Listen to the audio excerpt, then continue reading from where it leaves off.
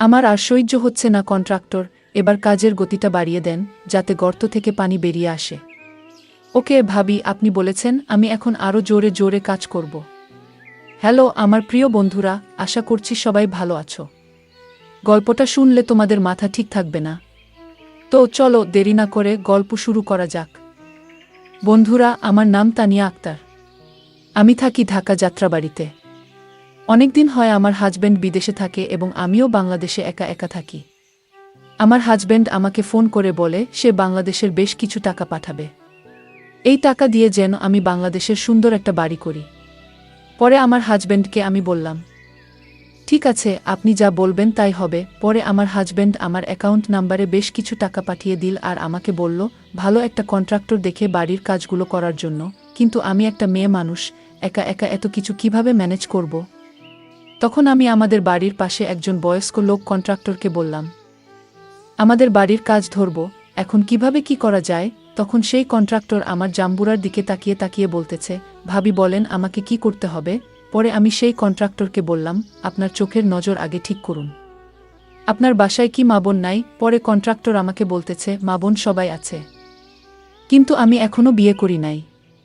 সেই কারণে চোখ একটু এদিক সেদিক চলে যায়। পরে আমি কন্ট্রাক্টরকে জিজ্ঞেস করলাম, আমি আমাদের বাড়ির কাজ ধরব, এখন কত টাকা লাগতে পারে? তখন কন্ট্রাক্টর আমাকে বলতেছে, ভাবি আমি আপনার পুরা বাড়ির কাজ করে দিব, 1 টাকাও লাগবে না। তখন আমি শুনে অবাক হয়ে গেলাম, এটা আবার কেমন কথা? পরে কন্ট্রাক্টর আমাকে বলতেছে, ভাবি আমি আপনাকে খুশি করব, আপনিও আমাকে খুশি করবেন।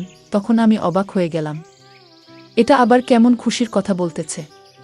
তখনই আমার মনে হয়েছিল কন্ট্রাক্টর মানুষটা ভালো না। তখন আমি সেই কন্ট্রাক্টরকে বললাম, আপনার মনের আশা কখনোই পূরণ হবে না। আপনি আমাকে নিয়ে যেটা চিন্তা করছেন সেই চিন্তাটা মন থেকে সরিয়ে ফেলুন, তা না হলে আপনাকে দিয়ে আমার বাড়ির কাজ করাবো না। একটা পর্যায়ে কন্ট্রাক্টর আমার পায়ে ধরে বলতেছে, ভাবি এমন কেন করছেন? একটু বুঝেন আমাকে, আমার অনেক কষ্ট হচ্ছে।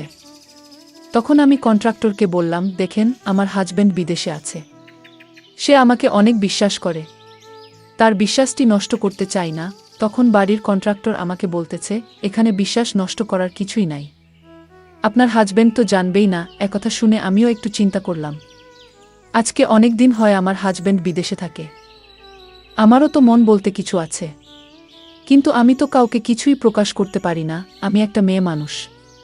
আর এই কথাটা যদি আমার হাজব্যান্ডের কাছে চলে যায় তখন আমার অবস্থা কি হবে সেটা একমাত্র আমি বুঝি। তখন আমি আমার হাজব্যান্ডকে হারাবো, সুখের সংসারটি হারাবো, মানসম্মান সব শেষ হয়ে যাবে। পরে আমি কন্ট্রাক্টরকে বললাম, আমার পক্ষে কোনোভাবেই সম্ভব না। এই কথা বলে আমি তখন চলে গেলাম।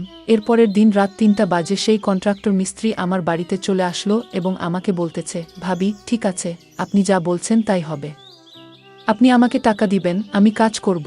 তখন আমার মনে মনে একটু সন্দেহ হয়েছিল, কন্ট্রাক্টরের মনের মধ্যে কি চলতেছে সেটা বোঝা অনেক কঠিন।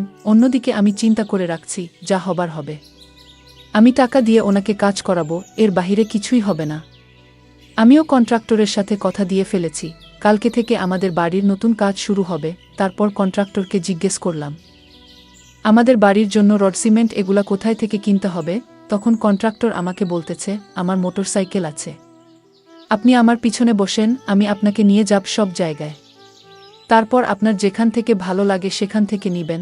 তখন আমার মনে হলো কন্ট্রাক্টরটা মনে হয় অনেক ভালো মানুষ। আমি তারপর দিন কন্ট্রাক্টরের সাথে তার মোটরসাইকেলে করে বিভিন্ন জায়গা চলে গেলাম এবং সবকিছু ঘুরে ঘুরে দেখলাম।